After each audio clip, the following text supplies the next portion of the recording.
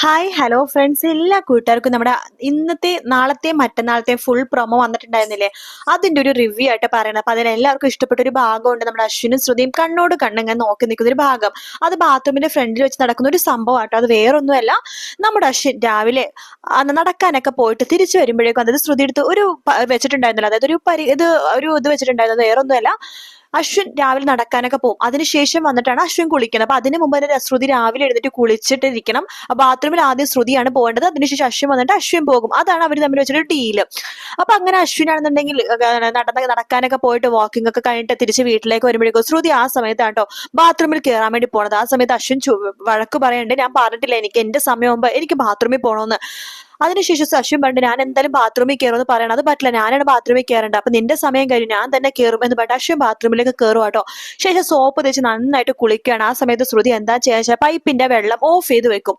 അശ്വിൻ ബാത്റൂമിൽ നിന്ന് രാമേട്ടാ രാമേട്ടാ എന്ന് പറഞ്ഞ് വിളിക്കുന്നുണ്ട്. ആ സമയത്ത് ശ്രുതി പറയുന്നുണ്ട്, അതെ രാമേട്ടനൊന്നും ഇവിടെ ഇല്ല, നിങ്ങളുടെ ഭാര്യയല്ല ഞാൻ, നിങ്ങൾക്ക് എന്തെങ്കിലും ആവശ്യമുണ്ടെങ്കിൽ എന്നോട് പറ എന്ന് പറയുമ്പോ, അത് എനിക്ക് വേറൊരു ആവശ്യമില്ല, ബാത്റൂമിലെ പൈപ്പിലെ വെള്ളം നിന്നു, അതൊന്ന് തുറക്കാൻ പറ എന്ന് പറയാണ്.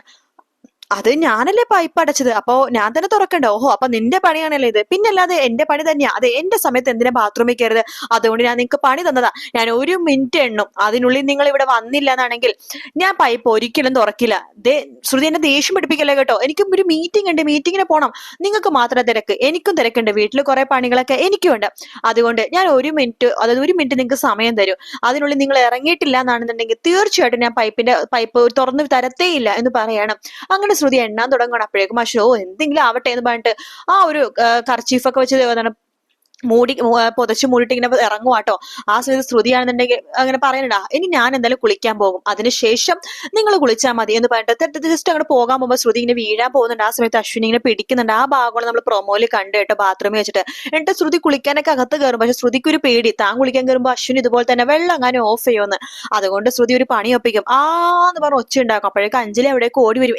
എന്തൊരു ബഹളം എന്ന് പറയുമ്പോഴേക്കും അതൊരു പാറ്റ എന്നൊക്കെ ശ്രുതി പറയും. പക്ഷെ ശ്രുതിക്ക് വേറെ ഒന്നല്ല, അഞ്ജലിയുടെ വരുമ്പോഴേക്കും പിന്നെ അശ്വിന വെള്ളം ഓഫ് ചെയ്യാൻ പറ്റില്ലല്ലോ, അതിനാണ് ശ്രുതി അങ്ങനെ ചെയ്യട്ടെ. എന്തായാലും ഈ ഒരു ഗെയിമിൽ ശ്രുതി തന്നെയാണ് സ്കോർ ചെയ്യണത്.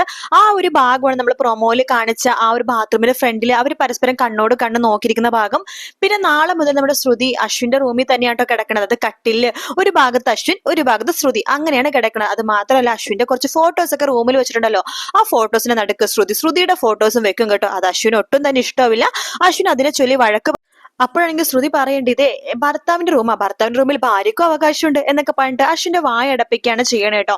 എന്തായാലും നാളത്തെ മറ്റന്നാളത്തെ എപ്പിസോഡ് നല്ല രസമായിട്ടോ കാണാൻ. ഇനി അങ്ങോട്ട് നല്ല നല്ല ഭാഗങ്ങൾ തന്നെയാണ് ഉള്ളത്. ടോം ആൻഡ് ജെറിയുടെ ഒരു ഫൈറ്റും കാര്യങ്ങളൊക്കെ കാണാൻ കേട്ടോ.